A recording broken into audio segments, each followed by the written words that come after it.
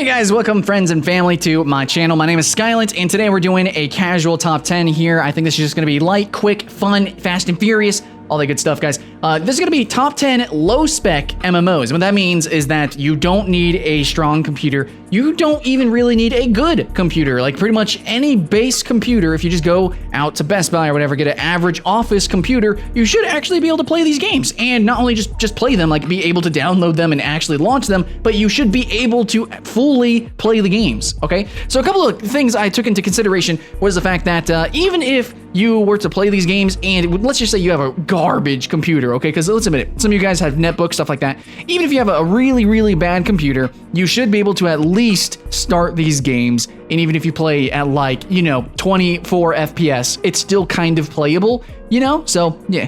Okay, anyways, without further ado, right, let's get into the list. Okay, so yeah, Fast and Furious. Let's talk about the first game on the list, and that game is called World of Warcraft. Now, this is at number 10, and this list is not based off of like what game is the best. It's going based off of like, they're all good games in their own right, in their own genre, in their own niche, but it's going based off of like how low spec of a machine you can have. So number one, you basically, number 1, 2, and 3 can be played on any machine, like any machine. Even I think some Windows devices like Windows phones and Windows tablets should be able to play these games. So yeah, anything goes with these guys. But number 10 is World of Warcraft. So this is the standard. Okay, every game from here is going to be a little bit like less intensive. But World of Warcraft is actually a pretty old game. I know they updated graphics, but it really doesn't take that strong of a computer to play it. And even if you're not playing at like 60 FPS, you can still enjoy World of Warcraft for what it is. Okay, it's not the most like intense action ever, but yeah, it's still a pretty freaking good game that any machine should be able to run. Next up, we have a game called Trove. Trove is a game that's really close to my heart, and there is some debate, okay, because of like the optimization of the game. If it actually runs good on certain machines or not, you're gonna have to try for yourself. But because of the graphics and because of the gameplay, it's very casual. I mean, yeah, it's definitely fast. It's extremely action-based, but still, because of the graphics, it's very clean, and it should be playable on most machines. Now, it's a fun game, it's casual, but there is a lot of action. So it kind of probably depends on what you have going on with your machine. Like if you have a netbook, it might be a little bit debatable, but from here on out, the games are actually, some of them are mobile games as well as PC games, or they're browser games. So here we go. We have Albion Online, which is a mobile game as well as a PC game. Now, I want to say that it plays perfectly well and fine on PC and on mobile. Like the controls, the graphics, how it actually fundamentally, like the optimization, it's pretty okay. Now, there's still crashes and shit because it's still beta, but it's still a really awesome game that just runs and looks good. Of course, you got that really clean cartoon styling. It's kind of like reminiscent of Ultima Online, just a little bit. It's very PvP based. So if you're running at like 2 FPS, maybe you shouldn't be focusing on PvP. Maybe you should just go and do crafting and stuff. Because I guess if you were playing at 4 FPS, you probably could get away with that and just do crafting, because you can do that in this game.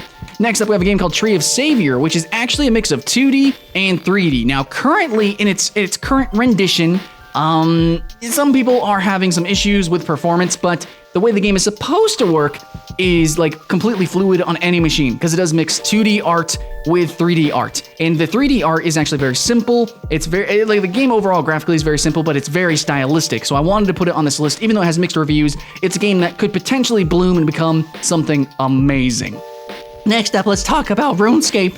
Yeah, RuneScape, you knew this was going to be on the list. It's got to be on the list. Now, RuneScape is a game that can be enjoyed even at like 14 FPS, 10, like you could literally have a garbage computer and you could still kind of have fun with RuneScape. I remember playing it like it was like a slideshow, and I still had a ton of fun back on my E-machine back in the day, man. Oh man, RuneScape was my first MMO, and it was a lot of fun. I played it on a garbage PC, but it didn't matter. It was so cool. It's just the way RuneScape works. They got so much charm and character. You should really play RuneScape if you have a great machine or not. Depending on what version of RuneScape you're playing, you might have some performance issues. Historically, their newest versions, like RuneScape 3 with all the new 3D stuff, it could be good, could be bad. Haven't played it since it's got its new engine update, so we'll see about that, but I'm just put it on the list. Next up is a game called Wild Terra, and Wild Terra is going to be very similar to Albion Online. So it's going to be kind of like full PvP. It's actually 2D. It's 2.5D. It kind of looks 3D, but it's using all 2D assets. So yeah, it should run on any machine. And it's a pretty hardcore game, so it's full PvP. There's full loot and crafting and all that, and you can actually build like different structures on the map as well. So that's really cool. That's actually an edge up from Albion Online, which doesn't have that feature anymore. So absolutely, if you're a fan of the older nostalgia games like Ultima Online, then you're really gonna like Wild Terra. Now, the next game I'm going to say it's going to be kind of a twofer. It's a game called Wakfu and also a game called Dofus, because they're kind of like the same type of game and they look exactly the same. It's from the same people, it's the same universe, all that stuff. But I'm going to suggest Dofus Touch for your tablet. But you know, this is a PC list, so let's talk about Wakfu, okay? So Wakfu, it's completely 2D, and it's actually kind of done in this Flash animation style, and it looks gorgeous. There's actually a Flash animated anime, which has mixed reception, but I think it was really good, which is also on Netflix. But anyways, this is a French game that is freaking mind-bogglingly good. It's just not that many people understand it. It's very niche, it's very weird. If you're a fan of games like Final Fantasy Tactics, but you kind of wanted to play that in like an MMO, I know it doesn't make sense, and it kind of doesn't, but you need to play the game and jump into it and just live it, because it's something that it's an experience you'll never get anywhere else. So Wakfu, guys, check it out. Next game is a 2D side-scroller platform MMO shooter thing called Starbreak. It's pretty neat, okay? It's definitely neat. It has inspiration from the number 2 on our list, which is next. But basically, you have a character, you run and gun, and then when you die or whenever you get to a certain point, you unlock new classes and you can use those and level up. So it's a very gear, treadmill-y, kind of grindy game, but the dungeons and the difficulty is there. So you're not just mindlessly walking through dungeons. No, the grind is real. You gotta get good, and it's actually a lot of fun. So I haven't even tried all the different classes. There's some classes that are melee, so it's not just shooting mechanics, but it does play more like a 2D platform shooter. It's a lot of fun, though. And after that, we have Dungeon Fighter Online. Dungeon Fighter Online is, well, it is what it is. It's a historic game. It's one of the most popular games. It's a 2D kind of beat 'em up, like Streets of Rage or Castle Crashers.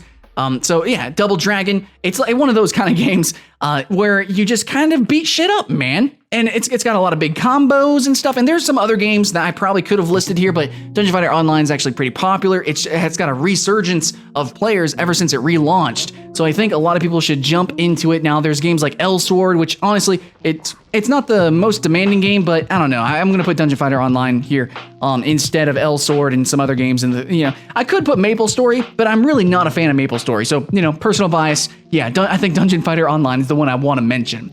And now, moving on to our number 1, we have Realm of the Mad God, which there's a little bit of debate on if this is a good game or not, because it's like, it used to be pay to win, but I haven't played since then, but I heard that the pay to win stuff has been changed, and overall, the base game for what it is really, really good. Okay, it's a really freaking awesome original idea. It's essentially a roguelite game. It's a bullet hell, but it's an MMORPG, okay? So if you're a wizard, you can even play as a rogue, you have stealth, and all these different classes have all these different abilities, and it's pretty cool, because you have to actually play, level up, and die in order to use the next class.